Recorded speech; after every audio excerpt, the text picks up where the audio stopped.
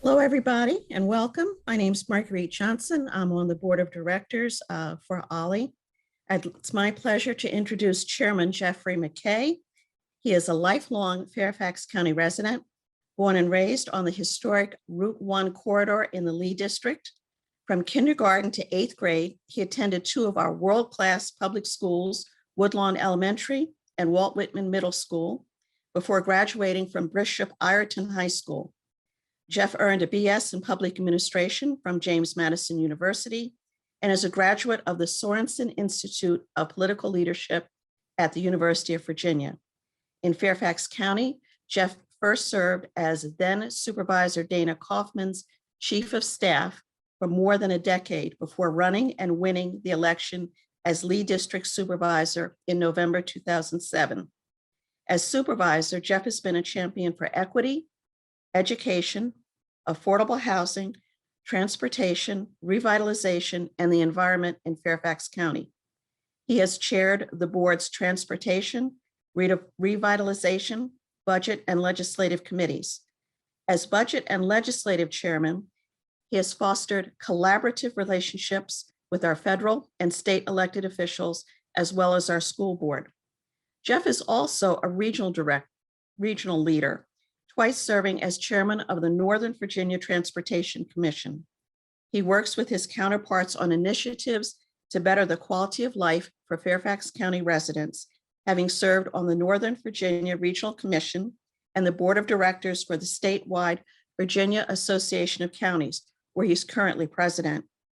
Jeff lives in Lee District with his wife, Crystal, his children, Leanne and Aiden, who attend Fairfax County schools, and of course, their latest retired racing greyhound, Pascal. I'm going to turn it over now to Jeffrey. Thank you so much, Marguerite, for that kind and thorough introduction. And I certainly appreciate spending some time with all of you, especially this week, which is another busy week in Fairfax County. And I certainly look forward to answering as many of your questions as I can. I apologize for arriving a few minutes late. We were at a bill signing with Governor Northam, who was in Fairfax County today to sign a bill supporting early childhood education, and certainly didn't want to miss that, but certainly didn't want to miss spending some time with you all as well. So I apologize for that. Just a few things before we get started. I don't normally do PowerPoints. In fact, I will readily admit to all of you that I generally hate PowerPoint presentations, but I also know that in this virtual world, sometimes they can be particularly helpful as we go through a presentation, and hopefully helpful for you all to be able to ask some questions of me and any other things that you might be concerned about in Fairfax County. And so I do have a PowerPoint presentation today. It shouldn't take very long to run through. I was asked to give an update on COVID-19. Of course, we couldn't have a meeting without discussing where things stand with COVID-19 and also with the Fairfax County budget. And so our session is timely since we just marked up the budget earlier this week. And so while I don't normally do PowerPoints, we have put together one today to help guide us through the conversation. And Hannah Menchoff from my office, who is the communications and technology guru, is going to help guide us through the PowerPoint presentation. And at the end, I'm certainly happy to answer any questions. Marguerite did a good job telling you about me and my background, and I can tell you being chair of this board is really an opportunity of a lifetime. And my timing was less than ideal, admittedly, becoming chair in the midst of a international pandemic. But I will say, as a lifelong resident of the county, that sometimes even I can take for granted all the great assets that we have in Fairfax County, and it has been perspective building. As Marguerite mentioned, I am chair of the Virginia Association of Counties right now, and so I've had an opportunity to spend some time working with other counties and other parts of Virginia, and I can tell you that reflecting back on the resources, the assets, the talent, and the population that we have in Fairfax County is just unbelievable, and something that I think really should make us all very proud. Just a few stats about the county that I did want to share. We do have a 10-member board of supervisors. There are 9 magisterial districts and 1 at-large elected chairman. Of course, we're very large, over 1 million residents who live in the county, which makes Fairfax County Virginia's largest jurisdiction by a mile. My next closest jurisdiction has less than half of our population, and we're roughly 13% and growing of the population in Virginia. We also are 24% of the state's wealth just contained in Fairfax County. And that's important because when we talk about budget a few minutes later, I'll talk about how that affects Fairfax County when it comes to the state budget. But while we are 24% of Virginia's wealth, we do have significant pockets of poverty and equity challenges that our board and myself working to address every single day. And so certainly that's not the whole story of the county. We're richly diverse. I think it's obvious that anyone who spent some time in Fairfax County has seen our diversity grow in the years, certainly very recently, with a lot of folks choosing to come to Fairfax County from all different backgrounds. As you can see in the presentation, almost 40% of our residents ages 5 and older speak a language other than English at home. And that, of course, presents great opportunities for our cultural diversity, but also presents counties like Fairfax some challenges in how we ensure that we are communicating with all of our residents all the time, but certainly no time more important than in the midst of a health pandemic. 31% of our residents are immigrants, and 60% of those residents have been here longer than 15 years. And so while we've seen a lot of cultural diversity in the county in the past couple recent years, this has been a trend in Fairfax for a long time. We're a place where people come for high quality schools, safe streets, job opportunities. We continue to be a magnet for folks from all over the world, really, to want to come to Fairfax County and live and raise their families here. When we think about COVID and how it affected the county, it certainly has affected us in immeasurable ways. But just from a statistical standpoint, you can see here that sadly, we've lost over 1,000 people to COVID-19 just in Fairfax County. We've had over 76,000 total positive cases in the county, nearly 4,000 people hospitalized. But a positive number is because of the work of our health department, a lot of our volunteers, our medical community, our nonprofits that are embedded in so many of our communities, we have administered over 800,000 doses of vaccine, which is leads the entire state of Virginia. And I want to focus on this point for a moment because right now there's a lot of talk nationwide about vaccine hesitancy, and certainly that's something we're paying attention to in Fairfax County. It's something that we know we must address. But we are also blessed with a community that is interested in being vaccinated. And so one of the reasons why we've had long waiting lists is because of our challenge in getting vaccine, but it's also a good news story in that so many people realize it's important to be vaccinated to protect themselves and to protect their community. And I often describe getting vaccinated as an act of charity, and it's something that we can all do. To protect everyone that we interact with, whether it's the person at the grocery store, bus driver, a student, a teacher in a student's classroom, all these people that are critical to our economy and critical to our quality of life. Take an act of charity, get vaccinated, and help protect not only yourself, but everyone around you. And our community has responded in tremendous ways. So we no longer have a waiting list for people who are looking to get vaccinated. We no longer require people to register through Fairfax County. We now allow people to register through vaccinefinder.org to go online. For folks who can't go online, to be able to call the Fairfax County Health Department, Virginia Department of Health, available 7 days a week to help people find where they can get a vaccination in their community. And we are using dozens and dozens of locations. We have mass vaccination centers in the county. but we also are using individual drugstores, grocery stores, trying to make it as easy as possible for people to get vaccinated close to home and make sure that the vaccine is available in an equitable way in every corner of Fairfax County. And when we talk about equitable way, I will say that from the beginning of this pandemic, we have followed the tenets of our One Fairfax policy in Fairfax County, which is, to simply put, we will look at every decision we make through an equity lens and be intentional about making sure that we are lifting up all corners of the community and providing opportunities for people, regardless of where they live, what zip code they live in, what community they live in. And that's probably more important with COVID than about anything else I can think of, because you've heard folks say we're all in this together, but we literally are. To reach herd immunity and a level of normalcy means that we have to get people vaccinated everywhere in the county. And in some cases, that takes more work.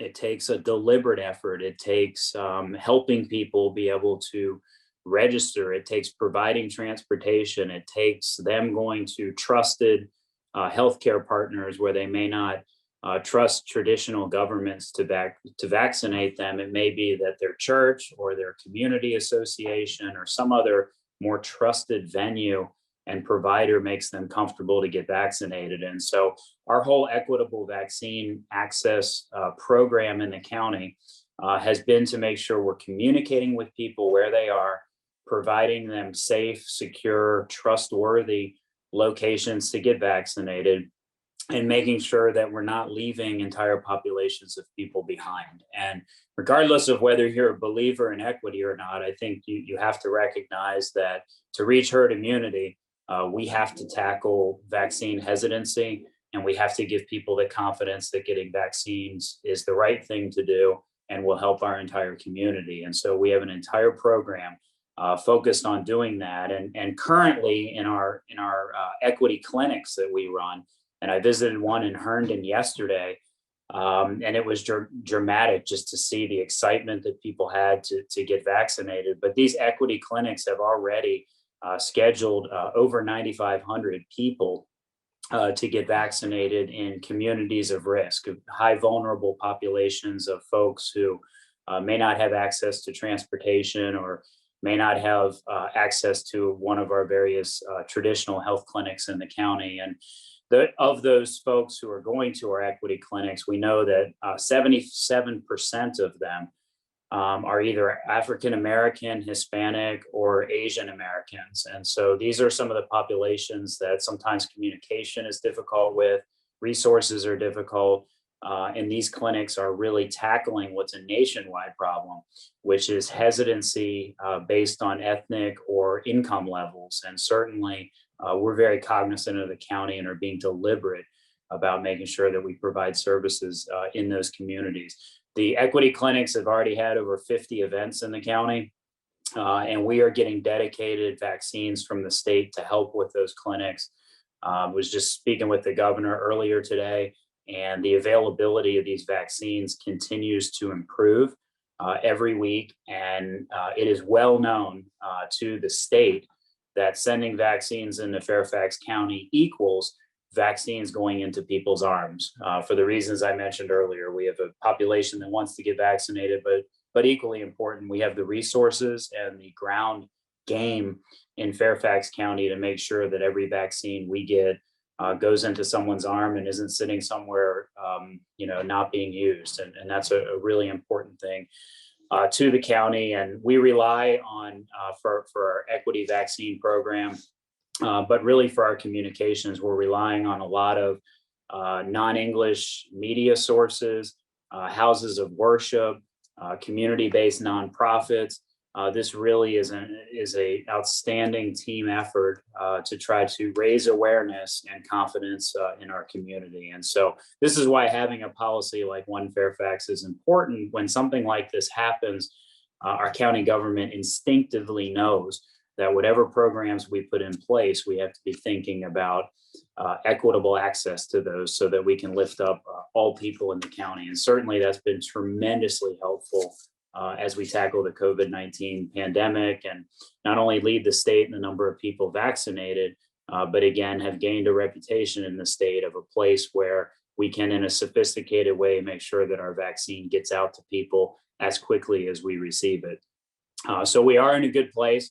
We know that we're not at herd immunity yet. We know that it's vital that we're able to reopen our schools completely in the fall. And so we're coordinating closely with the school board, making sure that they're provided the resources necessary to be able to safely do that. And so, a lot going on that front. And certainly a little over a year ago in March, when I went to the first press conference with the first positive cases in Fairfax County, I don't think anyone knew at that time that over a year later, we would still be talking about this in the profound ways that it has affected our county. And couldn't be more proud of the county staff and our resources in the community who have tackled this problem. But we know moving forward that even after we reach herd immunity, that there are huge other factors and impacts on the county that will be with us for the long time.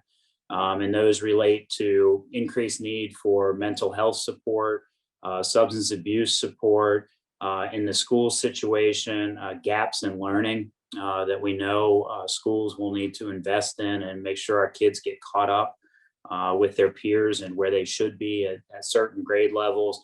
And then, of course, the economic impacts to the county. And, of course, that was felt in the budget that we just marked up this week.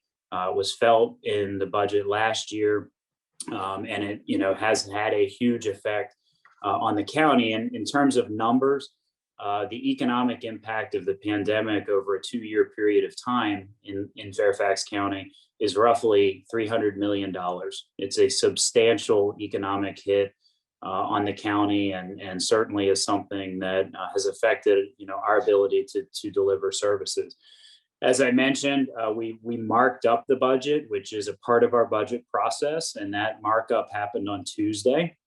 The markup is really almost officially when the budget is approved, because after we mark it up, the final vote on the budget is really just going through a legal process. There won't be any changes to the budget from what we marked up to May 4th, next Tuesday, which is when we do final adoption of the budget. A few highlights. I mentioned already the economic impact of COVID.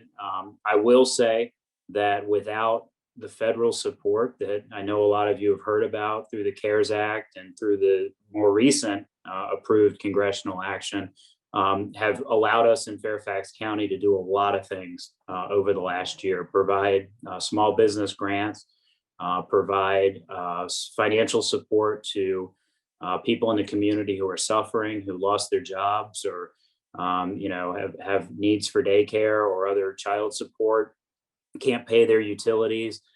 We have provided direct support for those individuals, and even things as simple as making sure that we're getting food, healthy food out into the community for people who may be struggling to even buy groceries. And so we've been very responsive to the community needs that are out there, and the federal money that we've received has been able to help us tremendously in that space, and also has helped us keep a lot of our other county operations running. I think a lot of people forget that while small businesses and individuals have been challenged staying open, getting PPE supplies and continuing to operate through the pandemic, the county had those same challenges. And so we had to rethink the way we did everything.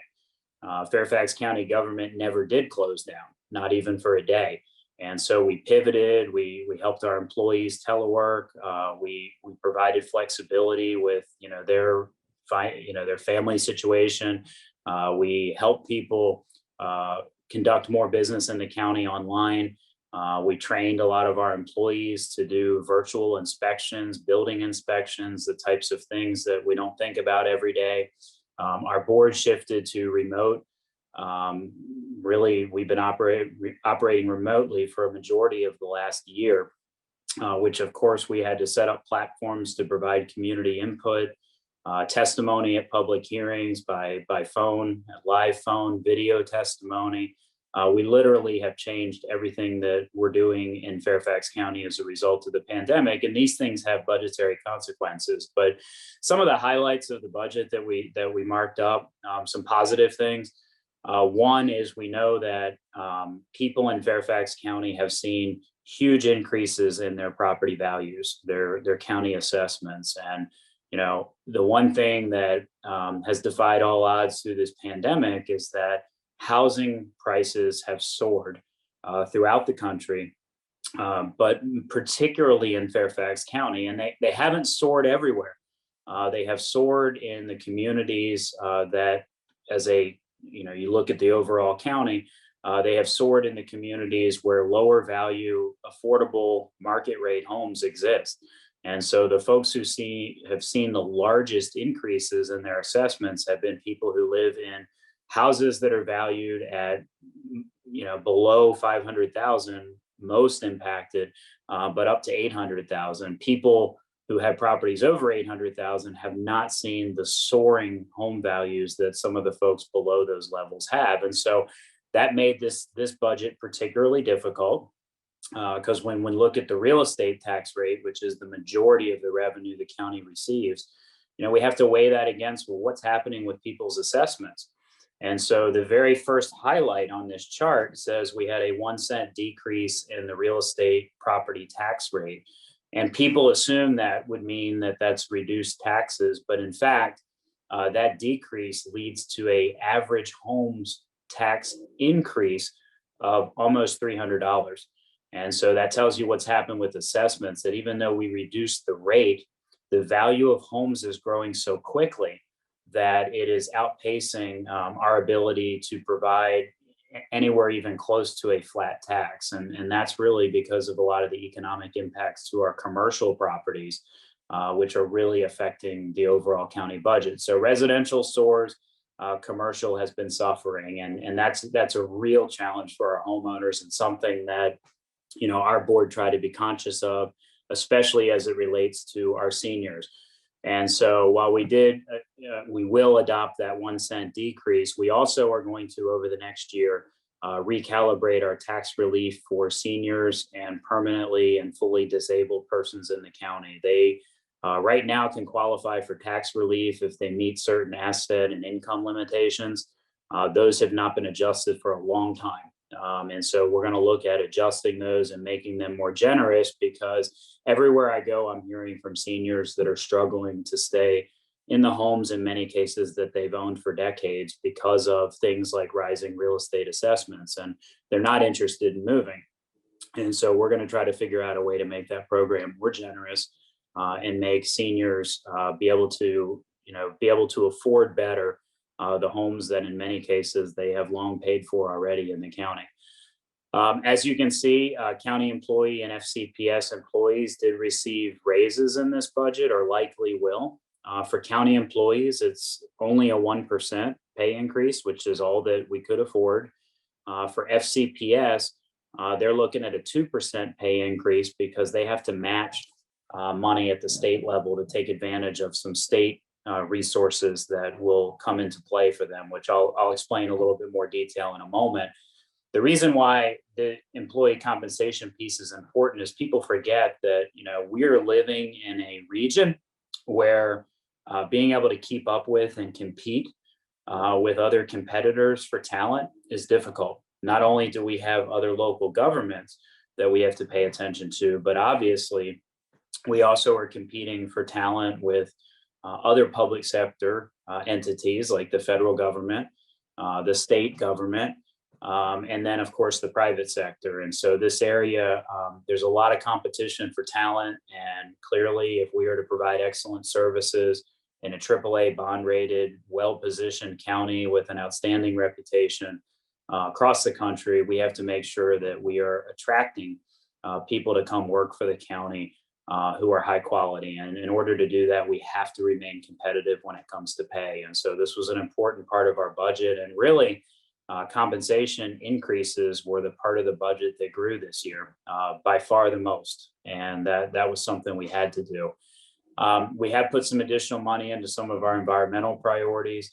We're very well aware of the fact that we are in a climate crisis and that the county must lead by example. And so we've done so many environmental things, but we have to make sure that we keep up our momentum, being known as a green county as we transition to more forms of energy like solar, electrification of some of our vehicle fleet, some of the stormwater measures that we put in place, an initiative to conduct a zero waste pilot program for food waste in county and school facilities. These are things that we know are absolutely important to fighting climate change, but in a lot of cases, these are investments as much as they are expenses in the county budget.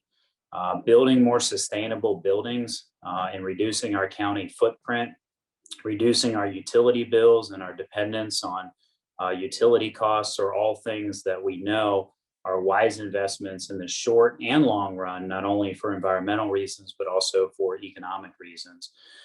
Lastly, on this chart, we put in place a new immigrant community liaison position. And, I'm only drawing attention to this because while we were able to do this, absorb it within existing county resources, we didn't have to apply additional money for this program.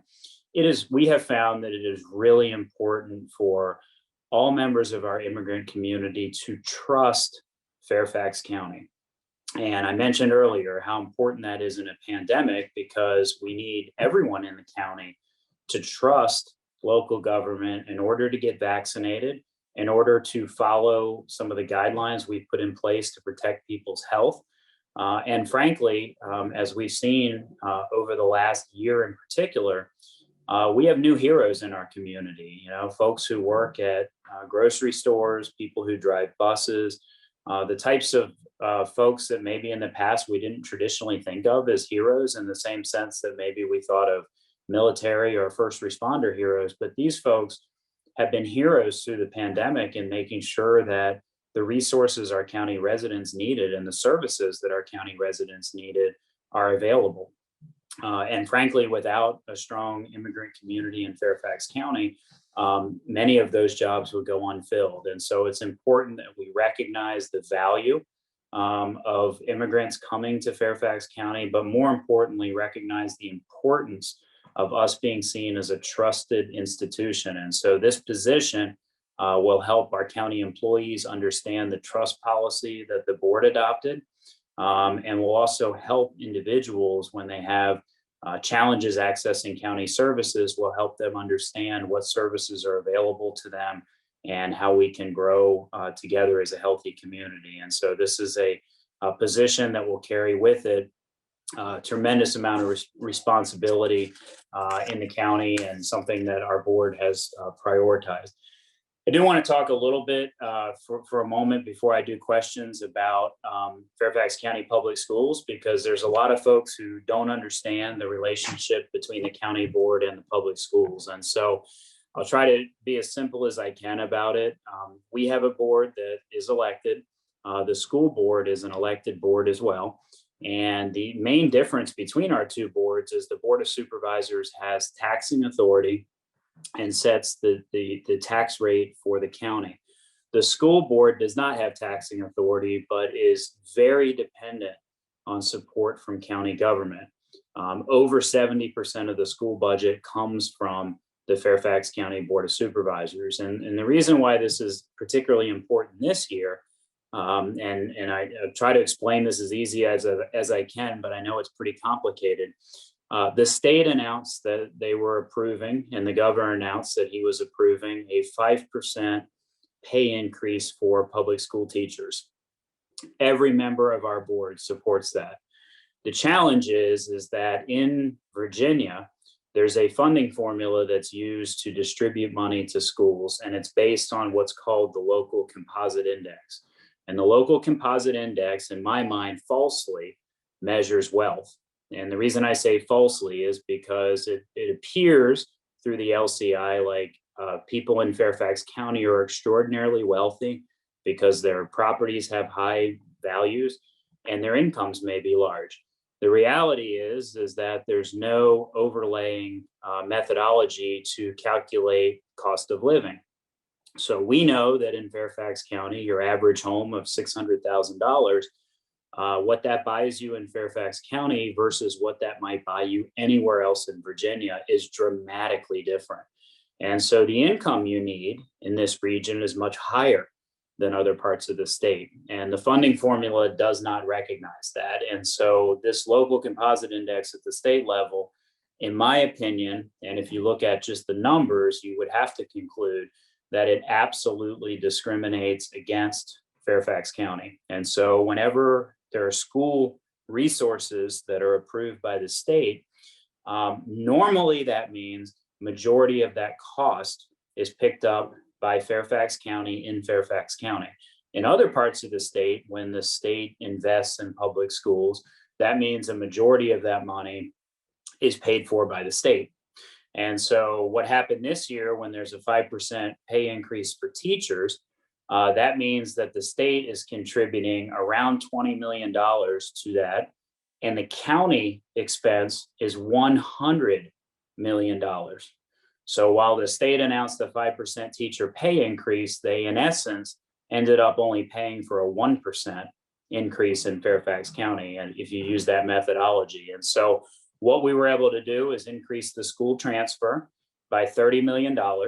And that $30 million is being used exclusively to seek a pay increase for Fairfax County public school students of teachers, of 2%. A 2% pay increase costs Fairfax County roughly $40 million, and the state contributes $8.9 million. And so it's roughly a $50 million expenditure, of which $40 million is paid for by Fairfax County. And so while we would have liked to have achieved a 5% teacher pay increase, as the governor had announced, we had no way to be able to financially do that. And what's disheartening is the state, of course, is sitting on a very large surplus.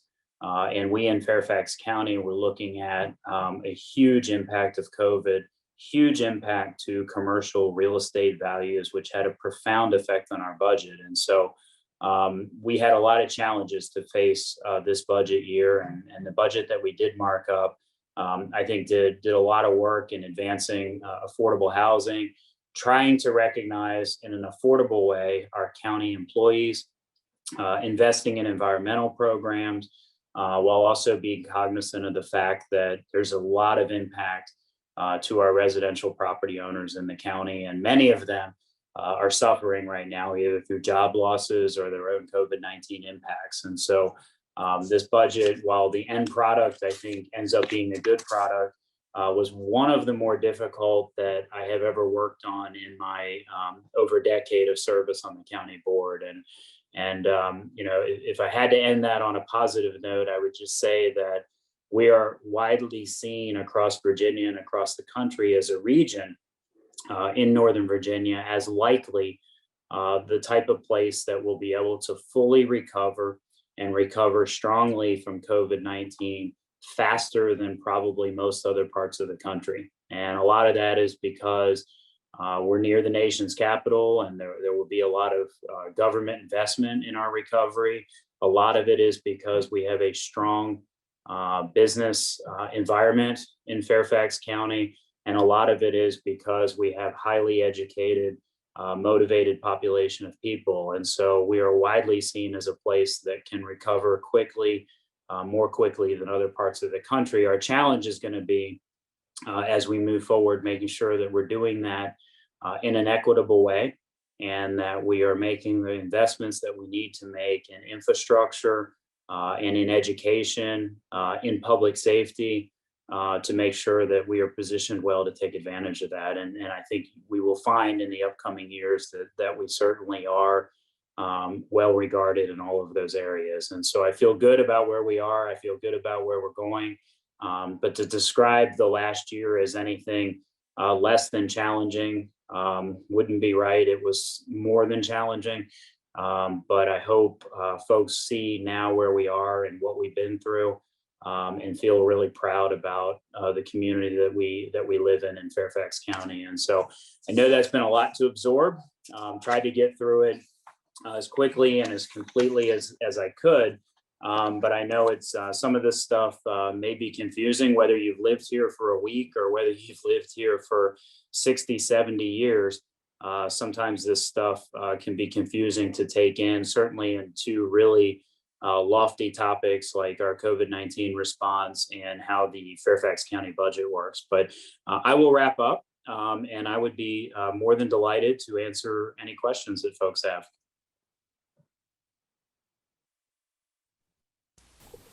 Okay. We have 3 questions in the chat, in the Q&A at this point. Arthur Lerner is asking, is there a process to recall officials elected at the county level? He's seen, like many of us, attempts to recall elected officials, but question whether these attempts are serious or feasible. There's always an attempt to recall elected officials at the local level. There's a Virginia law that guides that, and there is a petition requirement. And I believe, and I don't want to be quoted on the exact number, but I believe it requires at least 10% of residents of a jurisdiction, not necessarily voters, but residents of a jurisdiction, to sign a petition to put a recall component on a ballot at a future election that then would need to be voted on. But certainly the answer is there is a provision in Virginia code that allows for that. I've never seen that at the local level. I do know that there is currently an effort to do that with the Fairfax County Commonwealth's attorney, but I have no idea who really is managing that or where they are on signatures. But there is certainly a provision in law that would allow for that if folks were able to achieve the number of signatures on a petition. And that petition is to put the question on the ballot. And then, of course, it would have to be voted on at the ballot by the voters. And so that's the process as I know it. Again, I've never seen that in Fairfax County, so I don't know every detail of it. But at a high level, that's the answer. Shelley Gerstein would like to know, can you provide an update on the Erickson community on Braddock Road? The only update I know about it is, I remember when the application was approved by the board. At that time, it was a different board of supervisors than the one we have now. I know these projects can sometimes take a very long time. Interestingly, in the county, when a land use application is approved, there's normally not a requirement that it must commence by a certain date. And so I can't speak for Erickson and whether or not there's been any economic impacts as a result of the pandemic. I know the case has been approved by the county board, but I know that construction hasn't begun at this point. That is in the Braddock district, and so I know it's something that now Supervisor James Walkinshaw is well aware of and monitoring. But I have not had any meetings with Erickson, and I don't really know what the status is at this point, other than it's been approved by the county board, and the ball is in the court of Erickson to decide when and if they want to commence construction of what has already been approved. One of the interesting and challenging things that the pandemic has brought to light is some land use cases that were approved before the pandemic. Construction of them has been delayed for economic reasons. And in other cases, construction has advanced much more rapidly during the pandemic, certainly road construction and some of the other infrastructure projects that are out there. So how the pandemic has affected public improvements and development proposals across the county varies, parcel by parcel, project by project.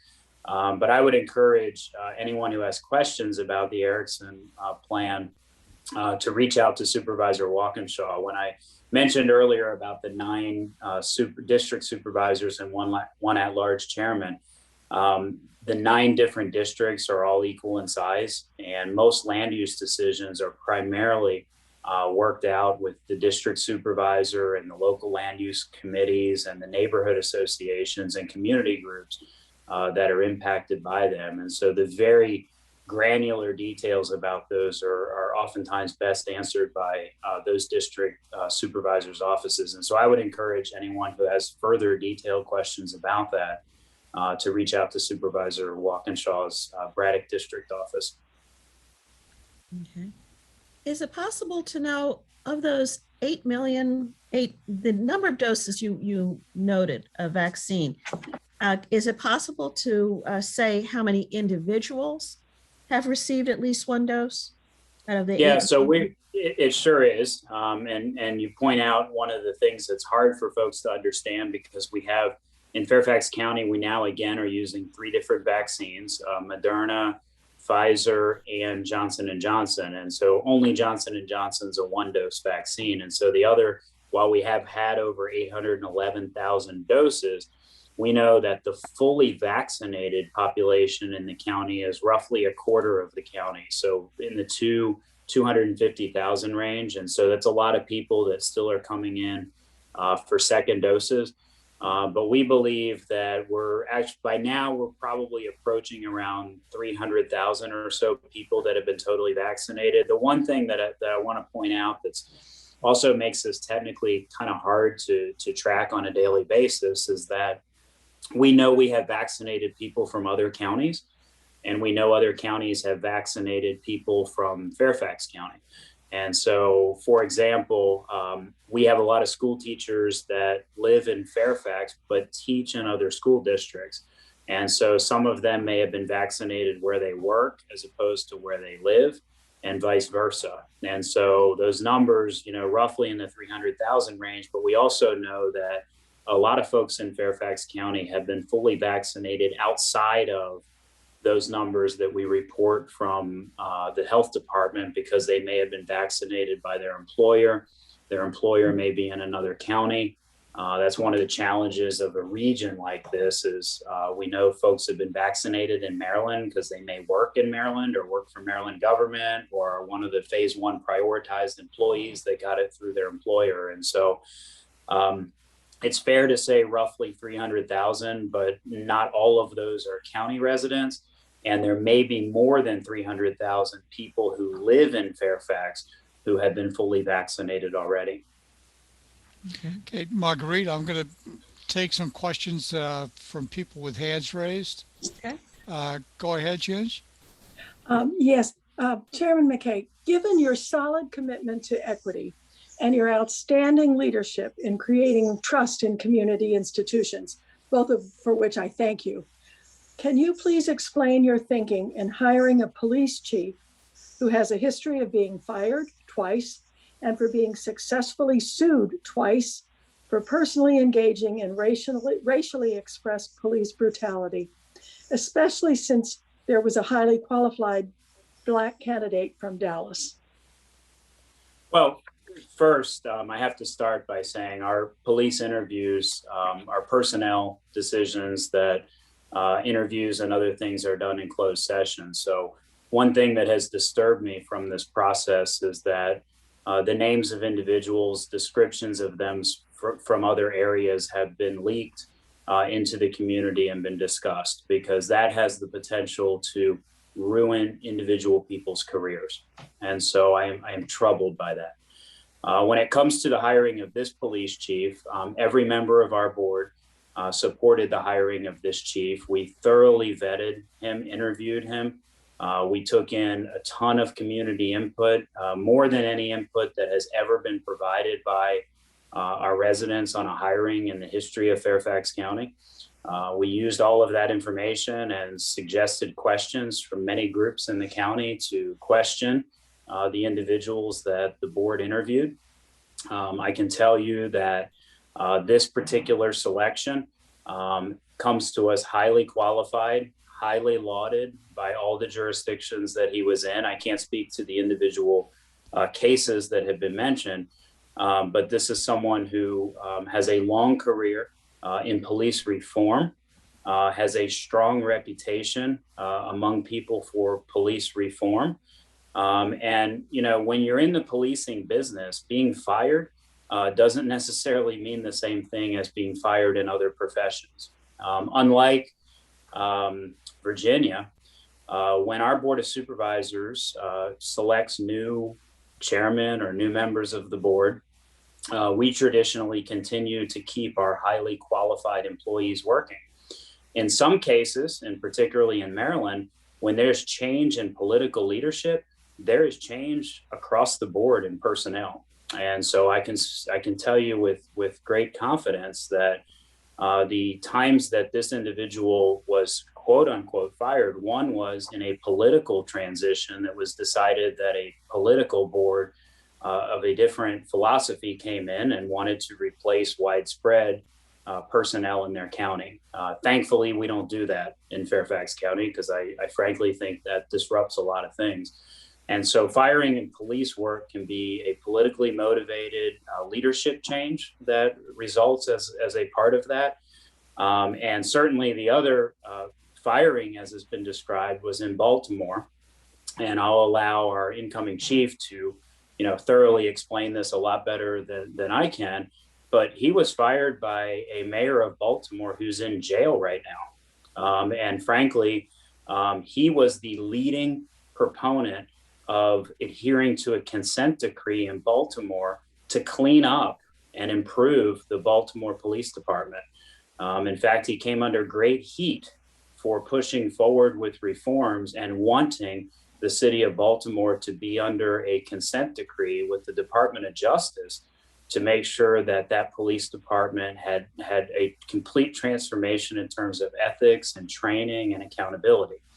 And so I will just, end it by saying, I look forward to everyone in Fairfax County before passing judgment on individuals to have an opportunity to meet them, to hear from them, to understand what their philosophy is, to understand what their vision is for Fairfax County. And we have a board that is committed to continuing to promote police reform, criminal justice reform, equity improvements throughout the department, tremendous improvements in transparency, and making sure that policing is accountable.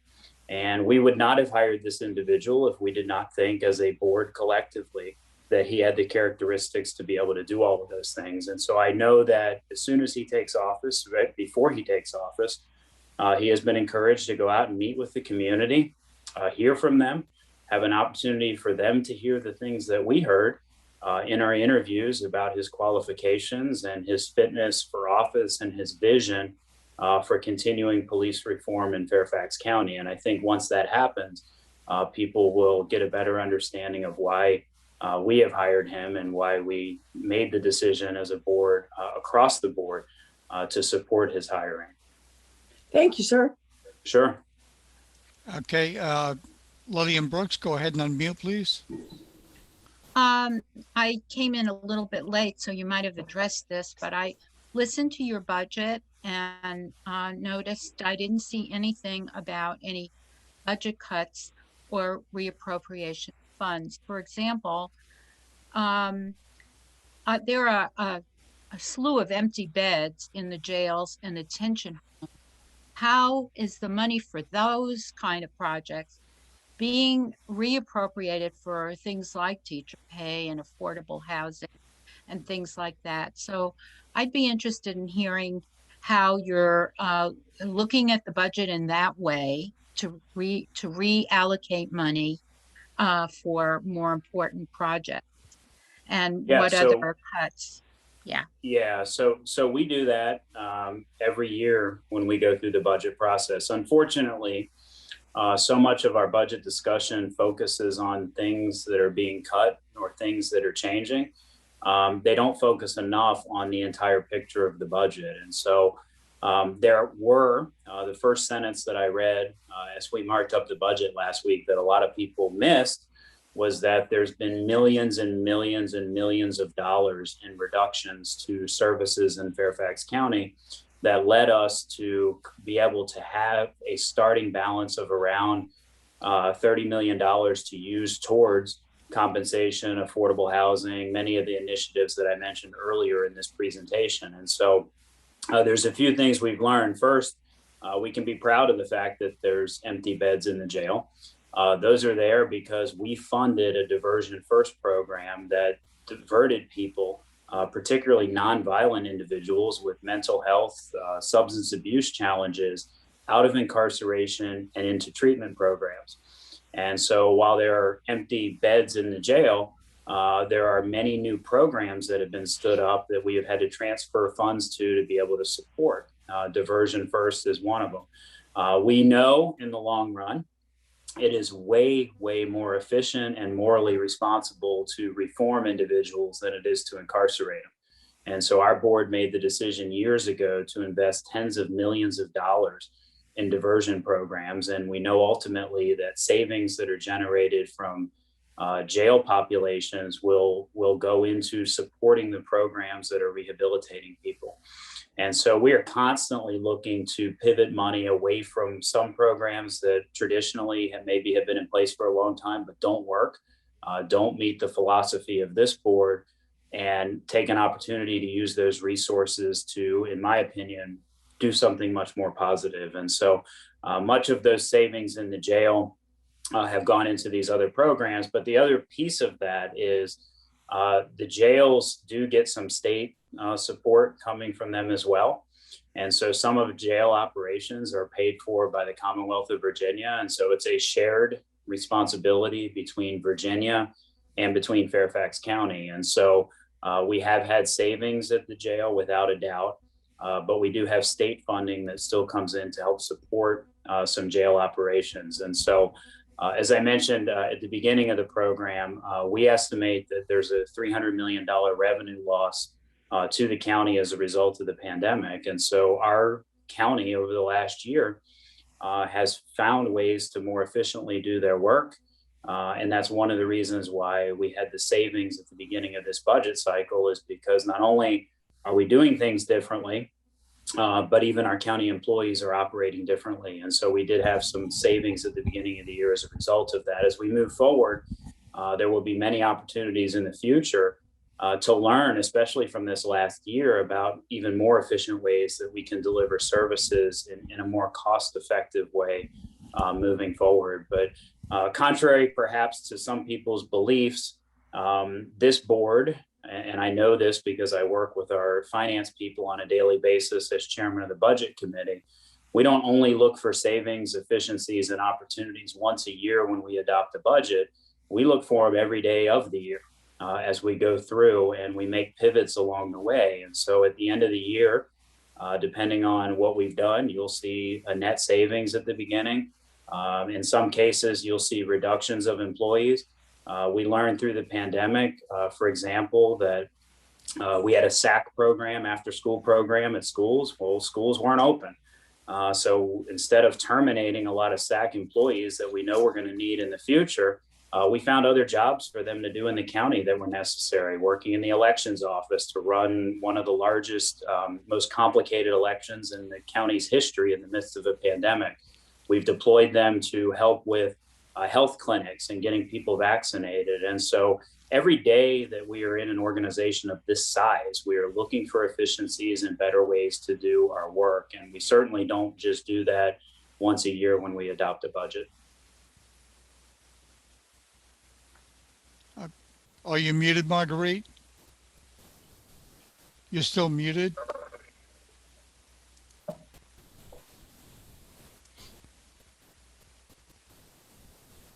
Thanks for unmuting me. What does the county need most of the state in terms of legislation, and what efforts are there to influence state legislation? Great question. I think, first and foremost, we need a fairer system of determining state financial support to localities. We cannot anymore rely on a wealth measure alone to determine how public schools, for example, are funded. And I harp in public schools a little bit because it's well over 50% of our budget.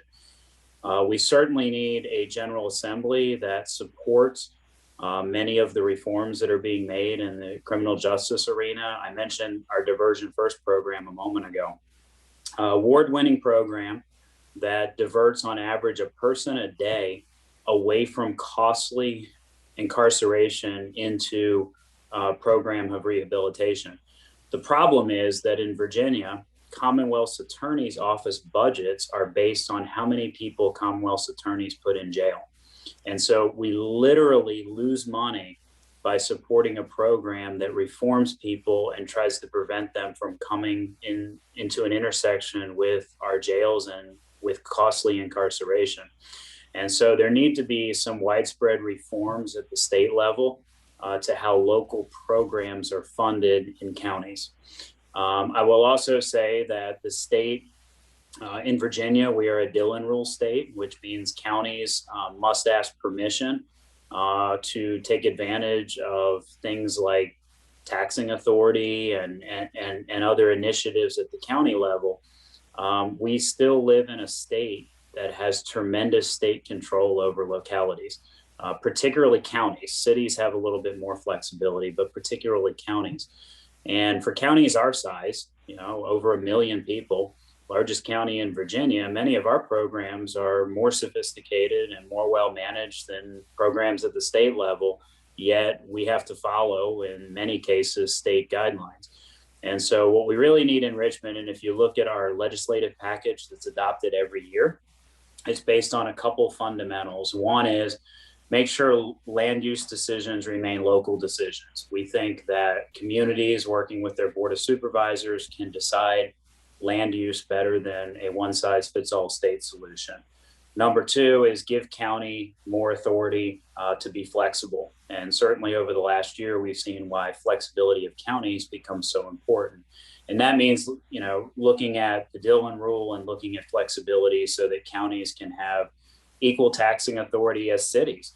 We have far less taxing authority than the city of Alexandria, the city of Fairfax, some of the cities that we're familiar with around here that are tiny in size and population compared to the county, and yet they have more flexibility to raise revenue than Fairfax County does, which is why we become so dependent on real estate taxes. So equal taxing authority for counties and cities has been a longstanding legislative initiative of the county. That just gives you a taste of some of our legislative package. I mean, we have individual elements of it every year that we study and we put forward in cooperation with our General Assembly. We have some successes, we have some failures in Richmond, but I think at a high level, what the state can do most to help counties is to give them more autonomy, give them more authority. We are held accountable to the voters in the same way members of the General Assembly are. And I just believe in a state as diverse as Virginia, with such different communities throughout the Commonwealth, that a one-size-fits-all philosophy is never good. And so that's a piece that we really need to look at. And then lastly is we do get quite a bit of unfunded mandates from the state. And so laws get passed in Richmond and ultimately have to be implemented at the county level. Some unfunded mandates are fine because they're practices we already do because they're the right thing to do. But in some cases, they require counties to completely change the way in which they do work or take on new expenses that otherwise were not really thoroughly vetted through the legislative process. And so we are victimized by unfunded mandates quite often at the local level. And so those are some of the things we work on in Richmond every year. I will tell you that we do have a great relationship with our General Assembly members, our delegation in Fairfax. We are in alignment 90+% of the time.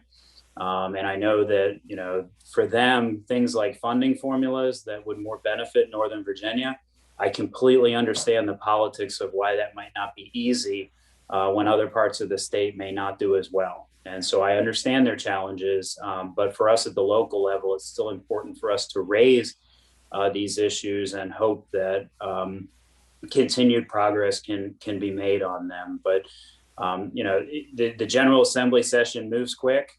Unlike our Board of Supervisors, we meet year round. They meet for a very restricted period of time in Richmond. And so, sometimes it's difficult to be able to communicate real time with them on everything that they're dealing with.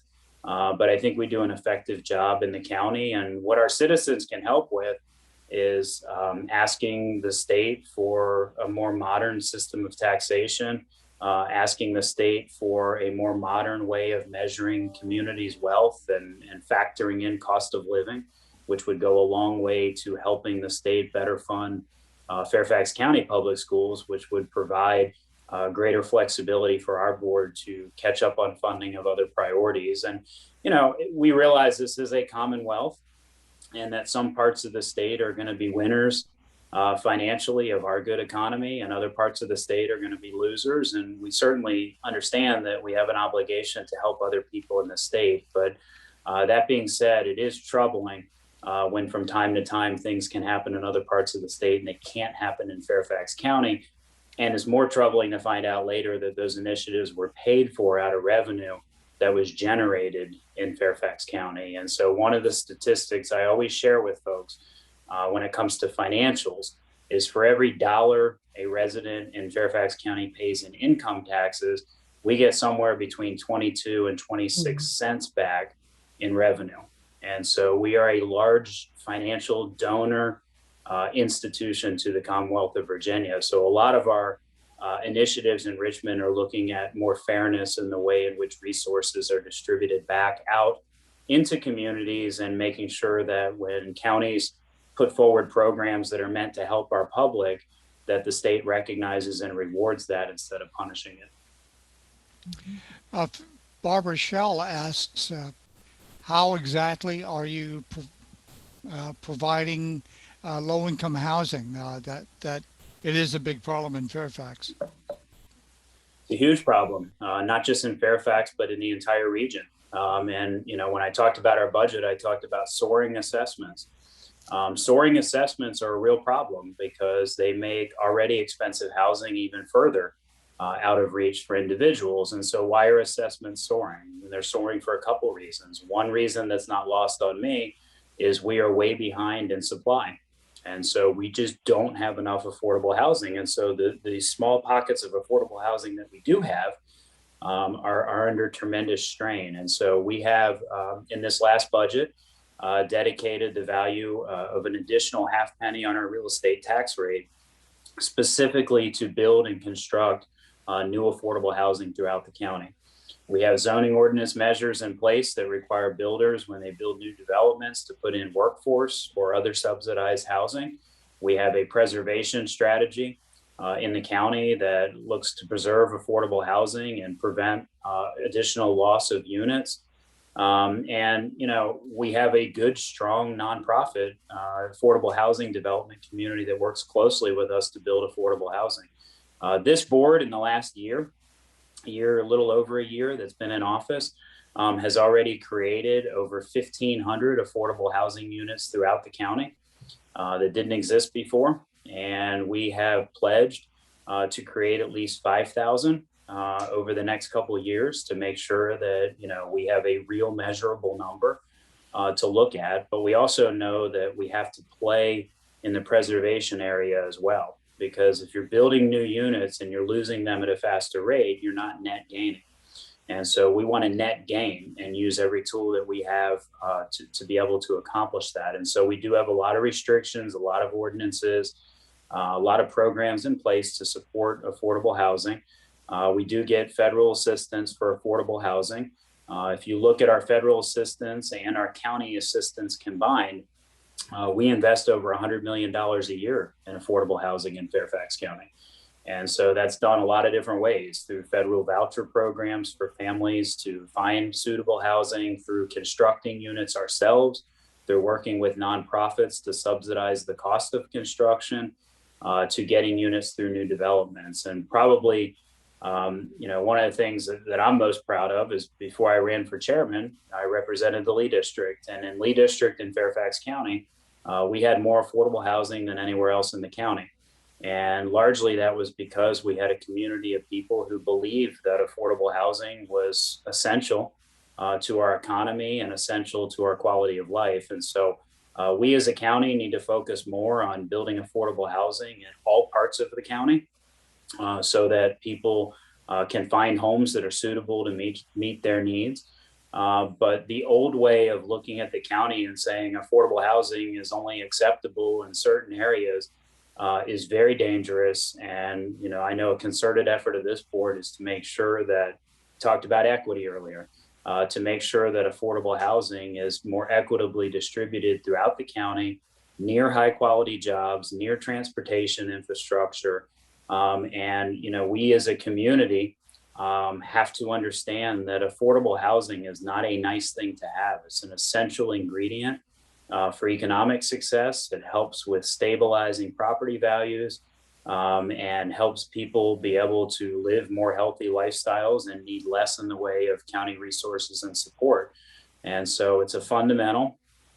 This board understands it, and this board has put every tool available to us out there to support the effort of building these affordable units and preserving them. But 1,500 plus units in a 1-year period of time in the midst of an international pandemic is certainly a record I'm proud of, one we can build off of, and one that we need to look at deliberately every day as we move forward. The last thing I will say about affordable housing is, part of it is about production of units, part of it is about preservation.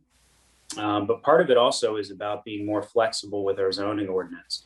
And while a lot of people didn't like the idea that accessory living units could be permitted in the county in some of our residential neighborhoods, I think this is one of the keys to our affordable housing problems, not just for people looking for affordable housing, but for people who are in oversized housing and are having challenges continuing to be able to pay for it.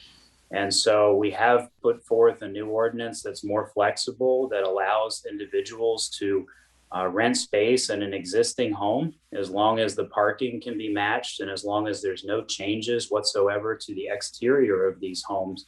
We have a lot of homes in the county that are underutilized, larger than they need to be, have people strapped in them with high bills. And we have a lot of people looking for affordable housing. And so we have to think about opportunities like that and be more open as a community to understanding the value of affordable housing. And I feel like we're better positioned to hit the accelerator on those things now than we ever have been before. And again, I think it's not just something this board talks about, but something we have prioritized and something that we are getting a lot of success with. Okay, the Lee High School is being renamed by the school board. There any chance of Board of Supervisors looking at changing the name of Lee District? Yeah, sure. So we have a naming process in the county. Schools, of course, have their own process, and Lee High School was renamed John Lewis High School. I was at the dedication there on Friday. Was really a moving, inspirational moment. And so I do think there will be an effort to change the name of Lee District. One of the things that folks don't often remember is, and we should, especially now after this past year, every 10 years, we have a census complete count that's done in Fairfax County. And we have an obligation to make sure our districts are equitably sized so that each member of this board represents, aside from the chairman that's countywide, but each district supervisor represents roughly the same number of people. And through that process, there are boundary changes to districts. And we have always felt like the names of districts get discussed and debated at the time we review census tracts so as to not confuse people. In the case of Lee District, there's a lot of other organizations that contain that name as well. And so obviously it affects more than just the name of the district, but can affect a lot of other youth organizations, community organizations, et cetera. And so we have a process in place for looking at district size, makeup of district, boundaries of districts. And there have been times in the county where for different reasons, the names of districts have changed. And sometimes that's because the geography and the boundaries change. Sometimes the shifting of a district one way or another might change the name of a district, or sometimes it might be to modernize the name. And so I fully expect that as a result of the census, there will be thorough discussions about renaming Lee District. I know the Lee District Supervisor supports that. I support it, and I think it will come up during the Census Committee. The Census Committee is appointed by the board, a group of citizens that reviews all the census data and then makes recommendations to the Board of Supervisors about the magisterial districts, the names, the boundaries, all those things. And so since that will be underway this year, seems like the right venue and avenue to have a full community discussion about that. And I know that the Lee District Supervisor is going to ensure that that happens as a part of the complete count census review. Mr. Milstein has his hand raised. Go ahead, sir. Yes, Chairman McKay, thank you very much for not just speaking to us today, but for all the service that you've so admirably performed for us over the years. I've lived in Fairfax County since 1977, and I've lived in various places around the United States. So I feel that Fairfax County is a terrific place to live in. Now you're speaking to OLLI members, and there are more than 1,000 OLLI members, and we're all senior citizens. And so I have a couple of questions related. As senior citizens, you've mentioned housing and so on. Many of us would like to stay in our houses and so on, but many of us are approaching the point where we can't drive. And yet we have to go get groceries, go to doctor's appointments, various places, obviously. And yet the transportation systems here, the public transportation systems, are all established pretty much on the model of commuting to work and back. I wonder if you don't have to answer now, but whether the county can consider a more flexible transportation system, not just for seniors, but for others who are in a similar, have a similar requirement. The second point that I wanted to make was really on expanding your tax base. I noted one article in the Washington Post pointed out that Fairfax County has a good industrial base, but it seems limited to a few primary industries. For example, data servers for the internet cloud, for example. I noted, for example, that it wasn't primarily that one of the biotechnology and medical industries isn't all that represented here in Fairfax County as compared, say, to Montgomery County. So I wonder if you might address diversifying your industrial tax base as a way of addressing the financial requirements for running the county. Yeah, so a lot of really great questions there. And, I think first on the transportation one, we're always looking at our bus routes. I mean, obviously, transit bus routes are difficult because you can't just base them on ridership. For the point that you mentioned is, of course, if you don't have a bus stop somewhere, there's no ridership. So we try to experiment with different routes, different times of day. I do think this is an area where what we've been over the last year with this pandemic is going to really dramatically reshape the way in which we provide transit services, because we are seeing different travel patterns, different times of day, as you said, not everyone going to work. And certainly we become a county where a majority of people who live in the county work in the county now too. And so that helps, because in the past, the majority of people who lived in the county, and you've been in the county a long time, probably remember this, it was widely known that you had to go to DC or points north typically to find a job. And so we're seeing always evolving transportation patterns and trying to keep our transit services spry enough to be able to respond to those. One of the challenges that our transit always has is that there's still a lot of suburban communities in the county that don't want our buses in the neighborhoods. And so a lot of times our stops are along major arterials. And so one of the things we're doing an analysis of is how do people in suburban communities even get to major arterials to load a bus, and how is that versus intrusion of buses in communities? And so it's a lot to unpack there, but I will say that certainly cognizant of the concern you raised. We've tried to provide fast trans services, taxi vouchers, other things to seniors in need. But As our population ages, obviously, and as we look at the effects of the pandemic, this is something we need to always be looking at in the way of transit and providing equity for our seniors and not just our commuters. And so we will continue to look at that. Your expanding tax base question is one that we could probably do a whole course on. I love the question because, one of the things I've learned is that you are right. Data server centers are primarily in Loudoun and Prince William County. And a lot of that is because real estate is much more affordable in those areas.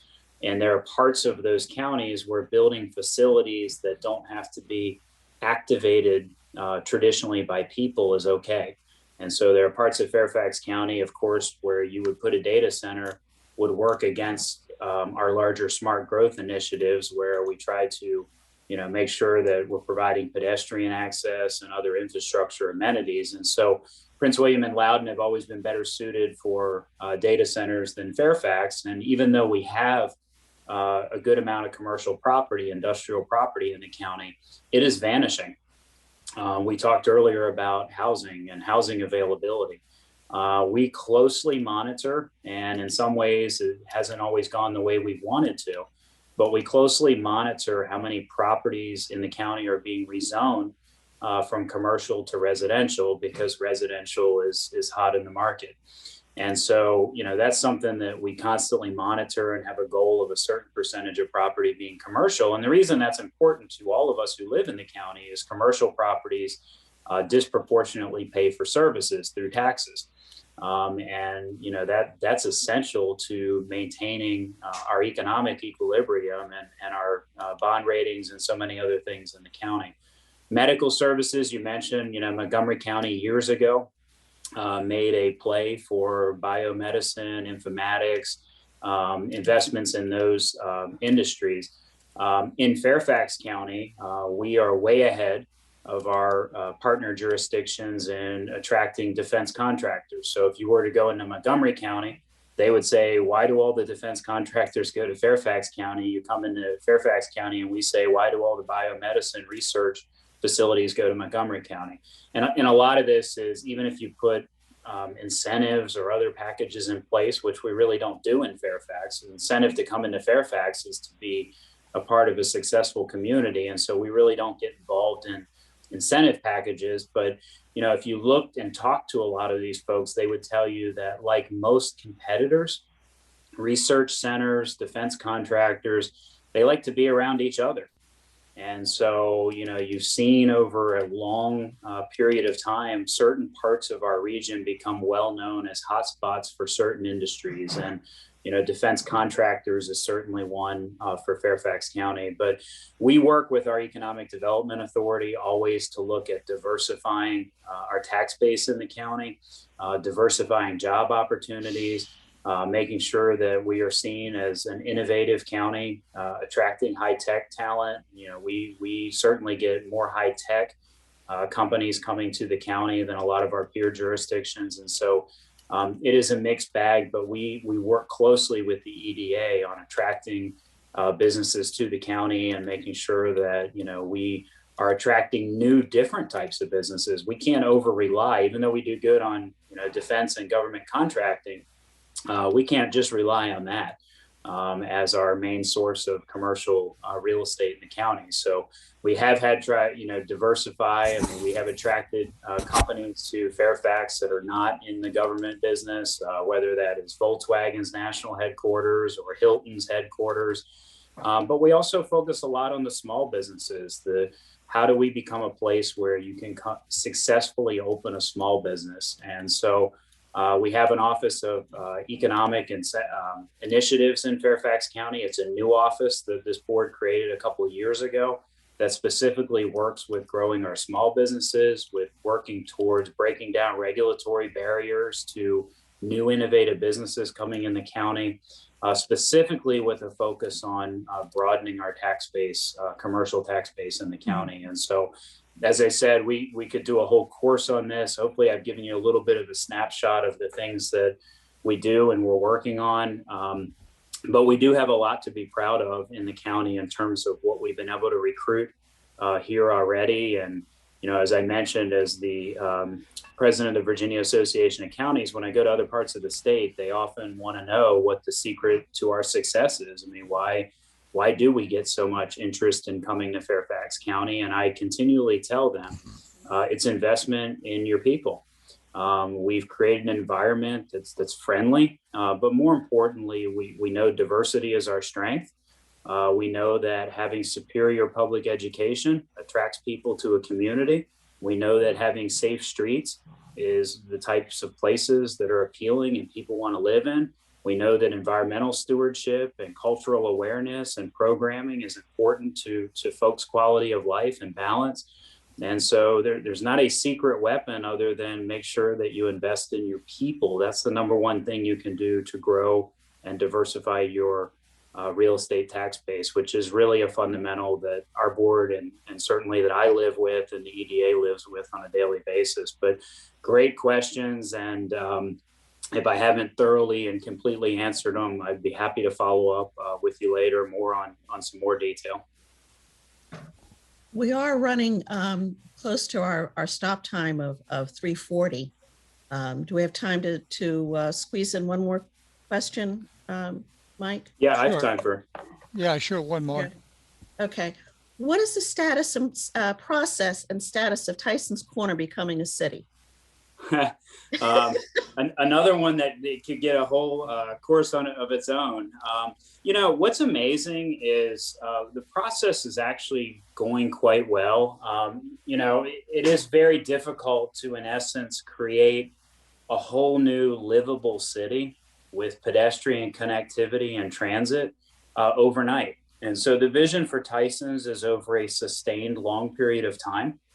If you track the improvements and what's happened in Tyson's against the master plan, we are tracking far faster in creating that Tyson's vision than I think any of us had thought. I recently did an interview with the Washington Business Journal and the Washington Post, and the essence of their story was, have you seen construction and progress on things like Tyson's stop and halt because of the pandemic? And actually, we've experienced the exact opposite in the county. The pandemic has caused people to expedite their plans and get them moving even faster. And part of that is because interest rates are low. Part of it is because traffic is more manageable. So doing some of these projects is easier. And so we've actually seen a lot of things in Tyson's and in other parts of the county expedited as a result of really confidence in our market and low interest rates. And so we're happy with where Tyson's is. We know it has a long way to go. We know that it has growing pains. We know that there are daily traffic problems in Tyson's, and transforming it into a community that's dominated by transit ridership happens over a long, sustained period of time. But we're certainly happy with the Silver Line expansion. The ridership numbers are hard to really gauge because of the pandemic. But just in terms of infrastructure and development activity that's happening in Tyson's, it's tracking ahead of where we expected it to be in the plan before we ever even envisioned impact of something like an international pandemic. And so if you're not as attuned to what's going on in Tyson's, I always remind folks that the success of Tyson's, of course, is critical to the whole county. It is such an economic epicenter of the county that if we are to continue to provide high quality services and try to manage affordability on taxes, we're going to need things like Tyson's to fully develop to be able to support that. And so it is strong economic center of the county, and it's by all measures right now exceeding our expectations, albeit with some real growing pains with traffic and some of the other challenges that we face on a daily basis, but feel good about where it is. Okay. Well, I'd like to say thank you very much for meeting with us. It's been very interesting, to say the least. Do you have any final closing words that you'd like to say to us? Yeah, sure. Well, first, thanks for having me, and thanks for your commitment to lifelong learning. I come from a family of educators, and so if you haven't been able to tell from this gathering, education is so important to me, and it's not something that ever stops. I mean, I literally, even though I've lived in the county my whole life and served on the board now, this is my 14th year, spent, 12 years as a chief of staff before that, combined 26 years, there's still things I can learn about the county every day. And so, I'm really on a lifelong learning journey with you, and I salute you for taking the time to do that. It's healthy. It's important that we always learn new things and take advantage of new experiences. And so thank you for having me. And then secondly, be very optimistic, because this last year has been a challenge for all of us. Look at us here meeting virtually. It has been a challenging year, I know, medically, emotionally, from a mental health standpoint, some people financially. But we are such a strong, resilient community. I mean, everywhere I go, there are people offering a hand to help, to build up our community, to do and serve other people who may need assistance and help. To thanks for outstanding county services and information going out to our public. We have a lot to be proud of, even in very difficult times. And so the strength of communities is really tested when times are tough, not when times are just great and everything's working the way it should, but when times are tough. And we should feel very proud of the community that we live in. I know I'm grateful every day for the resources and opportunities we have here that don't exist everywhere. And so we will get through this period of time stronger and better than ever. And finally, everyone stay healthy, take care of each other, check on friends and neighbors, make sure that, we continue to follow health guidelines so that we can all get through this pandemic healthy, and know that your county is here to provide support and help in any way possible. And don't be shy to reach out to me.